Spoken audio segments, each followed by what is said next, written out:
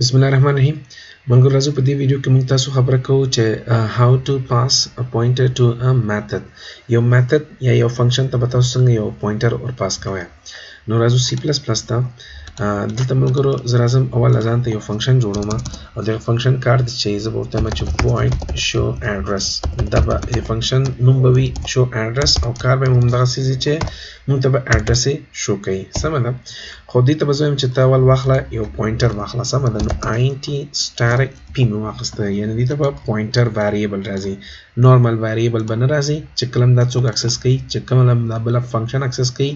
نو دې ته به یو پوینټر ور پاس کوي زه راځم د دې پوینټر څخه کار کوم د دې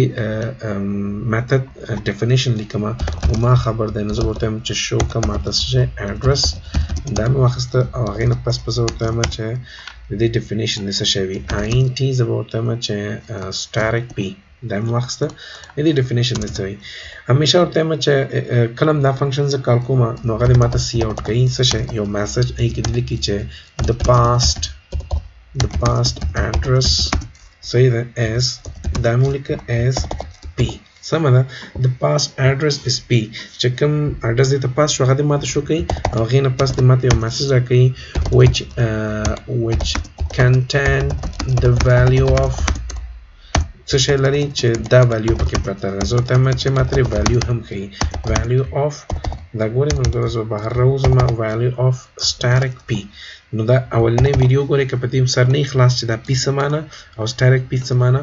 د پوینټرز په باره کې اولنی ویډیو ګورئ که ما مکمل ویل دي چې پوینټرز تا ته اډرس ښیي او static p تا ته د اډرس په واسطه باندې دغه ویریبل قیمت ښیي چې قیمت ویریبل کې چې پراته دي سمه ده نو دلته به زه دا انډل کړم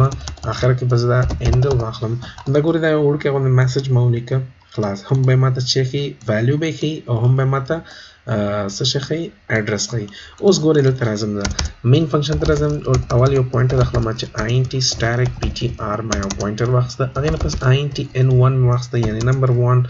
int n2 یې نمبر 2 مې واخیسته int n3 خو دې وایي چې تاسو سره څومره ویریبلز وي تاسو کولی شئ چې دا واخلئ دلته مسله نشته را سمه ده اوس زه راځم ورته وایم چې ما د څه وکړه د کوم یو دې کې به زه ویلیوز هم واچوم فار ایگزامپل ته ما واخیسته 3000 سوري مساوي 3000 او دا مې واخیسته مساوي 6000 او دا به زه مساوي 9000 مې واخیسته دا ویلیوز هم ما ور واچول اوس زه راځم دې ځای کې ورته وایم چې ptr is equal to address of n1 واخیسته نو اوس زه ورته وایم څه وکړه ماته د ptr پاس کړی د دې n1 اډرس ماته شو کړه چې اډرس په میموري کې څه شی ده سمه ده نو زه به دلته راشم سم به ورته وایم چې اډرس شو اډرس او دیز کې تاسو مونږ مانه چې غواړي دا یو پوینټر غواړي ځکه ما سره چې د مونږ دا یو میتھډ ده سمه ده زه به دا نږدې کړم ښه نو دلته به هم زه نږدې کوم تر څو تاسو ته کلیر شي دا ښه دا اوس وګورئ ملګرو دې کې ما شو اډرس دا میتھډ ما کال کړ چې دا ډیفینیشن ده زه به دلته راشم ورته وایم چې ptr دا ګوره ptr مې صرف ورکړی دا مې ورپاس اوس چې زه دا رن کوم نو تاسو وګورئ ډېر ښایسته ماته سوري دلته به تاسو اینډ ساین اخلئ که خیال هم شوی اینډ ساین راځي دغه نه راځي static زه به دا رن کوم ملګرو دا تاسو وګورئ ملګرو څومره ښایسته پروګرام دی دا the past address is the address دی which contain the value of 3000 نو n1 کې تاسو چې پرته 3000 پروت دی سمون ملګرو که زه راشم صرف دا چینجوم دا ګورئ دا ما چینج کړ n2 ته دا ګورئ ماته n3 ته ما چینج کړ نو ګورئ یو چینج سره مکمل ماته اډرس ویلیو هر شی چینجي دا وایي چې the past address is the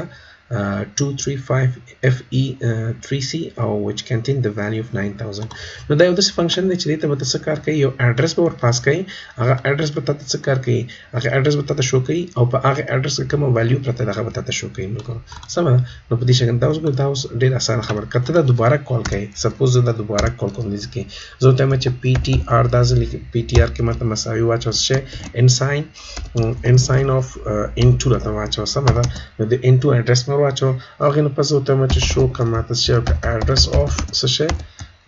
دلته کې زه بیا ورته ptr واخلم نو دا ځلې ptr چینج شوی دی بله لاین که نه بل اډرس دی نو دا تاسو وګورئ موږ اوس دا رن کوم نو دواړه لاینز به ماته راغلي چې د پاس اډرس اولنی پاس اډرس چې دا دی چې ویلیو پکې دا پرته ده او دویم پاس اډرس دا دی چې پکې ویلیو دا پرته ده سم ده ملګرو 6000 9000 نو دا how to pass a pointer to a function که چاته څه مسله ملګرو ماته دې ویډیو په کومنټ کې او یا زما په سوشل میډیا فیسبوک باندې هم ما سره کانټاکټ کولای شئ مننه او که تاسو په چا زما د یوټیوب چینل نه سبسکرایب کړئ نو پلیز زما د یوټیوب چینل سبسکرایب کړئ او زده کړه وکړئ او ملګرو سره هم شیر کړئ د ظریف بهادري په نوم باندې دی نو try to subscribe my YouTube channel.